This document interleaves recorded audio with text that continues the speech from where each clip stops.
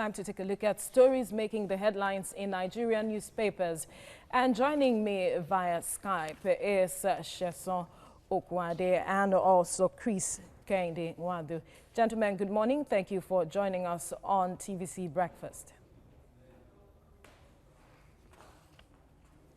All right, we head straight now to the papers, and I begin with the Daily Times. Drama as Wike rescues NDDC ex-MD from police. And we move now to the leadership newspaper. Race for National Assembly clerk intensifies as 5 jostle for Omolori's job. To the national economy now, Labour lauds federal government's move to generate 250,000 jobs, $500 million from gold mining annually. President Muhammadu Buhari reaffirms commitment to establish gold refineries in Nigeria. Ayuba Waba seeks massive investments from private sector. And then we move now to the front page of the News Direct. NDDC probe, Buhari wants coordinated investigation. National Assembly orders Pandey's arrest as Wike rescues Nune. And on the front page of the blueprint, federal government VIPs on COVID-19 protocol, respect yourself or risk 10-year jail. Accuses Fintiri Yari of airport breach, fan lied. Adama, I never assaulted officials, ex-Zamfara governor. And finally, on the front page of the Daily Trust, concerns over standoff between National Assembly, heads of agencies, MPs accused of extortion. Why will continue to clash? Lawmakers, I won't tolerate disrespect to legislature, Buhari vows. There's system failure, lawyers and CSOs speaking there. Right. Okay, let's look at the story now on the front page of the News Direct, talking about the NDDC probe. Buhari wants coordinated investigation. Chris, I'm certain that you have been following developments with the NDDC, and yesterday, as it is reported, there was an unfolding drama where security agents were said to have gone to Joy Nune's residence, but the governor, Wike, came to her rescue. And now the president says he wants coordination. He wants to get to the root of the matter. I wonder what you make of the unfolding drama and the president's comments. Well, the president's comment is timely. Anything short of that is not acceptable to Nigerians. It's rather unfortunate that we are going this road again, and also rather unfortunate that rather than we going after the issues, we are not digressing into individuals. The allegations were made, very weighty allegations for that matter, on the plundering of the NDDC by the interim board, and the allegations were made. And the allegation is not just coming from outsiders, but from an insider who was the former acting managing director of the agency. And those were weighty allegations. Rather than addressing the issues raised, a minister and also some other members of that board are just going personal, which culminated into what happened yesterday, which is also very, very unfortunate. So, but with the directive from the president now, I think we should have a holistic look at the issues at stake, and those found culpable to be brought to book. It's very unfortunate that the NDDC, which was established to take care of issues concerning the Niger Delta, which over the years has witnessed serious backwardness in terms of development and the rest of them. The money that is being made available to develop that area is not going to individual pockets, not just millions, but billions.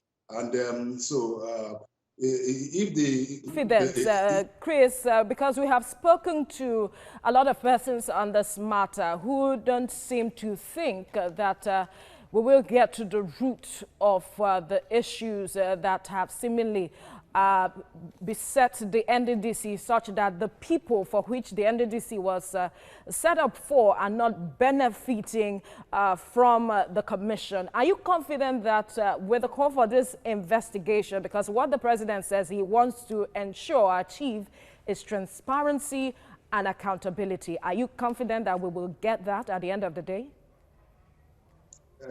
Very, I tell you the truth, I'm not optimistic, sincerely.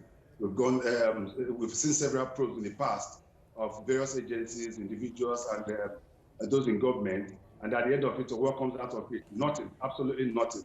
I will give the president the benefit of the doubt, but I so much doubt this, because if you look at what is going on, even at the National Assembly, what happened yesterday, we had the acting managing director of the NDDC worked out on the committee set up by the House of Reps to probe the agency. That in itself speaks volume. So I personally, I don't feel, I'm not optimistic, but let me give the president the benefit of doubt and also look at the investigative panel, the benefit of the doubt. But the problem, as I said, is this is rather unfortunate, because this was an agency that was set up because of the agitation in the Niger Delta. You saw what happened years ago, where some people took to arms, the militants took to arms, and we are destroying the pipelines and all sorts of manner of kidnapping and the rest of them in the Niger Delta, which led to the establishment of this agency. But look at the years, within the years, have this agency been able to achieve the set objectives and the reason why they were set up? No. Go to the whole Niger Delta area and see what is happening. And it's just unfortunate, rather unfortunate. But the people for which the commission was set up, don't they have a role to play to ensure accountability and transparency with regards to the commission now? Shouldn't they be playing a major role here, Chris? Yes, they should. And that is what I've been expecting. Instead of people trooping out marching for things that doesn't meet the necessary need. This is where I expect, especially the governors of the Niger Delta and those of some of the Southeast. The NDDC is not just for Niger Delta. There's also some states of the Southeast which are part of that. I expect the governors of this state to have met immediately and take a stand on behalf of their people. And they should be part of the probe, because this is not a money only meant for the Niger Delta, but also some other oil-producing states of this. And apart from that, the most annoying part of it is that most of this allegation is coming from about people from this region. These are not members of the committee or member of that agency from other parts of the country. These are Niger Delta sons and daughters that are doing this, committing this crime against their own people. It is rather unfortunate that this is happening. And this is a pointer that we Nigerians, we've not learned anything. We've not learned any lesson. And we continue to grab, some people just continue to grab just to make sure that all agencies, everything put in place by government to make sure that their people move out of poverty doesn't work. Go to each and every of these committees in Niger Delta. You'll be shocked by what is happening. You'll be shocked by what is on ground. And so much billions have been pumped into this agency just to take care of these issues. All of them have just come to naught. It's just unfortunate, I continue to say. Chris, this question we keep asking everyone we speak with on this matter. Do you think the commission has outlived its purpose? No, I don't think so. The commission has not outlived its purpose.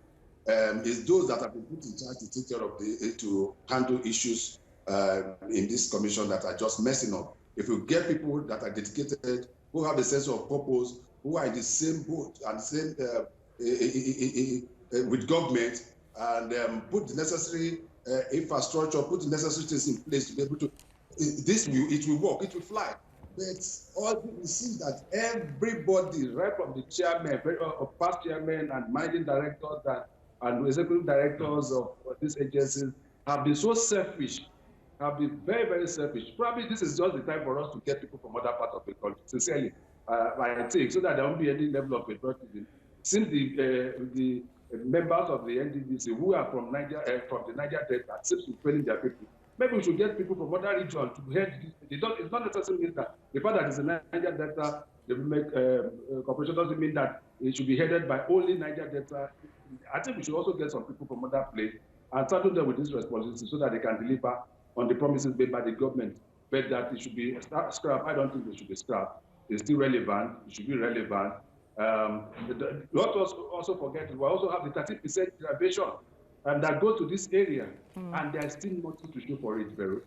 All right, so Chris Kehinde-Nwandu, thank you so much for your time on the Breakfast Show this morning.